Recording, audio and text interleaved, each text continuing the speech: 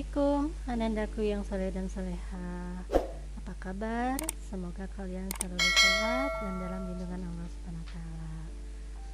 Pada kesempatan kali ini, Ibu ingin menyampaikan materi terkait teks anekdot yang di dalamnya memuat pengertian, ciri, fungsi, struktur, dan kaidah kebahasaan. Simak video pembelajaran ini dengan seksama ya.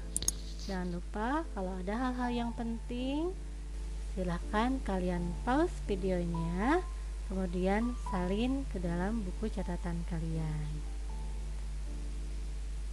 Sebelum kalian belajar teks anekdot, kalian simak teks berikut ini. Politisi belusukan banjir. Pada malam Jumat, sejumlah politisi melakukan belusukan ke daerah-daerah banjir. Mereka membawa sembako untuk dibagi-bagikan kepada korban banjir. Tidak ketinggalan, Darman juga meninjau salah satu daerah yang menjadi korban banjir. Ia menebar senyum dan menjadi pusat perhatian warga. Akan tetapi, Darman sial. Ia terperosok ke selokan dan terseret oleh banjir. Darman akhirnya ditolong oleh regu penyelamat. Lalu, ia dibawa ke tempat yang aman. Namun, tak lama Darman pingsan kembali setelah melihat sebuah tulisan, "Ya Allah, hanyutkanlah mereka yang tak ikhlas menempel di dinding." Ya, lucu ya. Teks ini mengandung sesuatu yang menggelitik di hati kita. Seorang politisi yang terseret oleh banjir, ya. Namun dia pingsan dan ternyata ada tulisan, "Ya Allah, hanyutkanlah mereka yang tak ikhlas." Nah, selain mengandung humor, ini tentu saja mengandung kritikan ataupun sindiran kepada para politisi ya yang melakukan belusukan. Mungkin ada yang tidak ikhlas saat melakukan belusukan ke daerah-daerah yang mereka tuju. Salah satunya ini daerah banjir. Jadi, apa ya teks anekdot itu?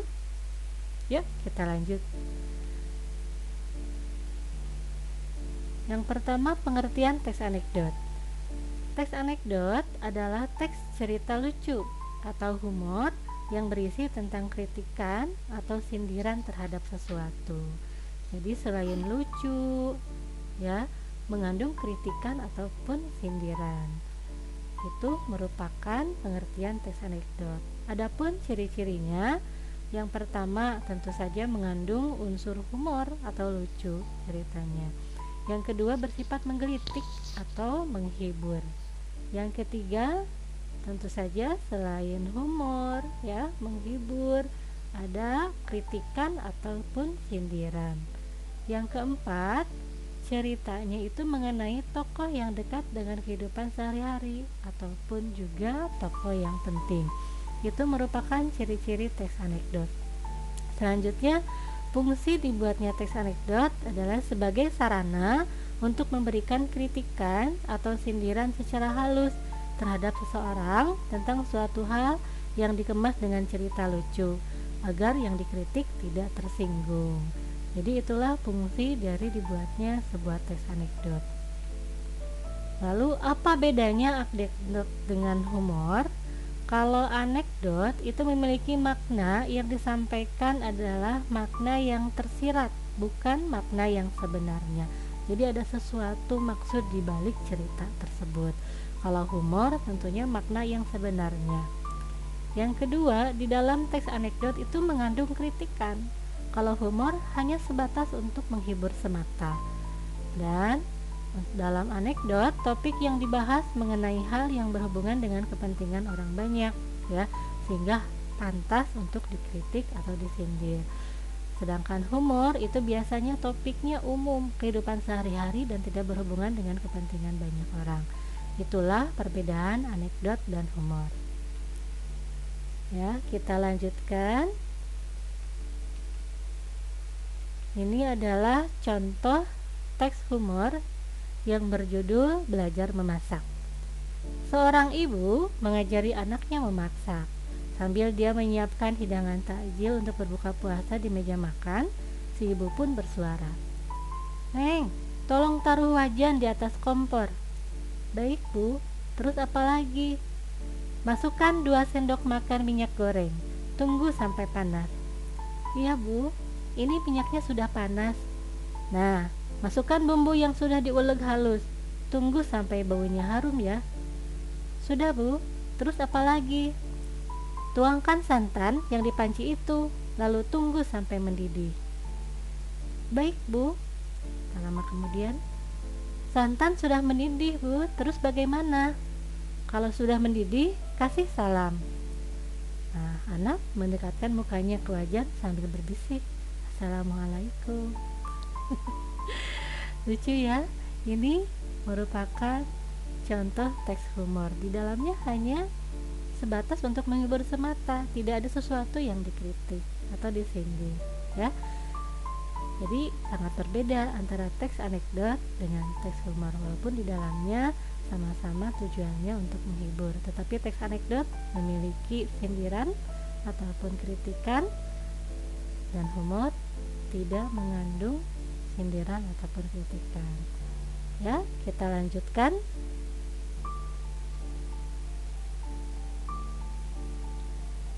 Dengan struktur teks anekdot. Struktur teks anekdot itu ada 5. Yang pertama, abstraksi. Abstraksi merupakan bagian pembuka cerita. Fungsinya memberi gambaran awal tentang cerita tersebut. Yang kedua adalah orientasi. Orientasi merupakan bagian yang menjelaskan latar belakang mengapa cerita tersebut bisa terjadi. Yang ketiga adalah krisis. Krisis merupakan bagian cerita yang memunculkan masalah. Jadi biasanya ini ada di tengah-tengah. Selanjutnya, yang keempat adalah reaksi. Reaksi itu merupakan bagian ya tanggapan atau penyelesaian tokoh terhadap masalah yang ada di bagian krisis. Biasanya ada hal-hal yang unik atau tidak biasa di dalam bagian reaksi ini. Dan yang terakhir yaitu koda. Koda merupakan bagian penutup atau akhir dari cerita.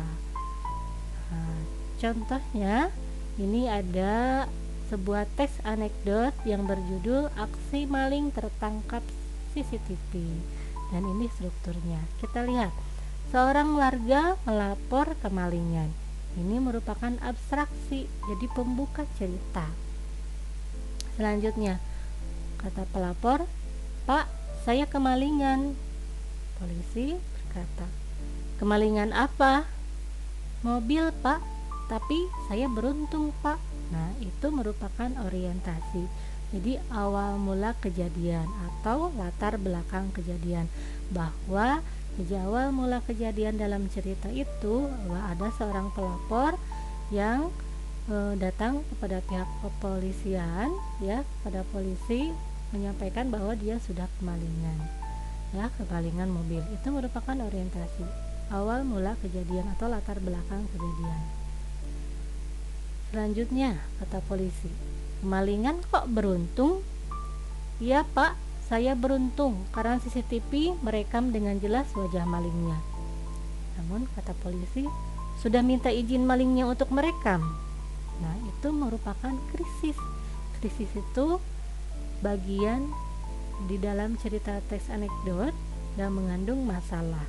Nah, ini mengandung masalah karena ada pertanyaan dari polisi. Sudah minta izin malingnya untuk merekam? Nah, ini aneh kan?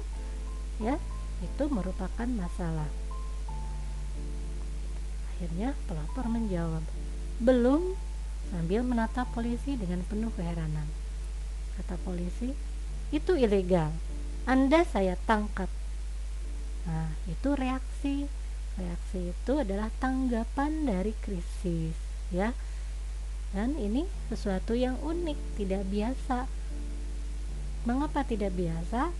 Ya, ternyata yang ditangkap bukan si maling, tetapi orang yang melapor. Ini merupakan reaksi. Kemudian terakhir, pelapor hanya bisa pasrah tak berdaya.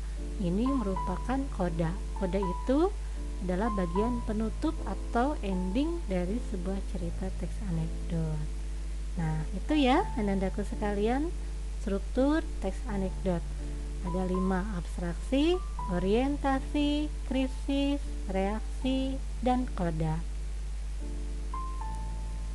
Nah, selanjutnya mengenai kaidah kebahasaan teks anekdot.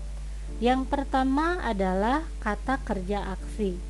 Kata kerja aksi merupakan kata kerja yang menyatakan subjek sedang melakukan suatu pekerjaan atau aksi dan bisa terlihat tindakan atau perbuatannya. Jadi kata kerjanya bisa kita lihat tindakan atau perbuatannya. Contoh, untuk menenangkan hati, akhirnya Jihan membaca Al-Quran. Nah, kata membaca ini adalah kata kerja. Kata kerjanya merupakan kata kerja aksi, karena bisa kita lihat tindakan atau perbuatannya. Contoh lain, tadi pagi saat pelajaran olahraga, Zaki berlari dengan sangat cepat. Nah, kata berlari ini merupakan kata kerja aksi, karena subjeknya sedang melakukan suatu pekerjaan dan bisa kita lihat tindakan atau perbuatannya. Itu kaidah kebahasaan teks anekdot yang pertama. Yang kedua, kalimat yang menyatakan peristiwa masa lalu. Nah, kalimat ini mengandung isi yang menyampaikan sebuah kejadian atau peristiwa yang telah terjadi. Berikut contoh kalimat yang menyatakan sebuah peristiwa masa lalu. Contohnya ini, pada zaman dahulu di suatu negara yang pasti bukan negara kita, ada seorang tukang pedati yang rajin dan tekun. Nah, pada zaman dahulu merupakan sebagai penanda bahwa kalimat ini merupakan kalimat yang menyatakan peristiwa masa lalu. Jadi sebuah teks anekdot itu walaupun ide ceritanya diambil dari kejadian nyata, tetapi tentunya kita membuat ceritanya sebagai rekaan, ya, dan menyatakan peristiwa masa lalu ada kalimat awalnya, sehingga ketika kita menyindir seseorang, orang tersebut tidak langsung tersinggung. Ya. Selanjutnya, kaidah kebahasaan yang ketiga yaitu kalimat retoris. Kalimat retoris merupakan kalimat tanya yang tidak memerlukan jawaban, karena jawaban dari pertanyaan yang diajukan secara umum sudah pasti dan tidak perlu ditanyakan lagi.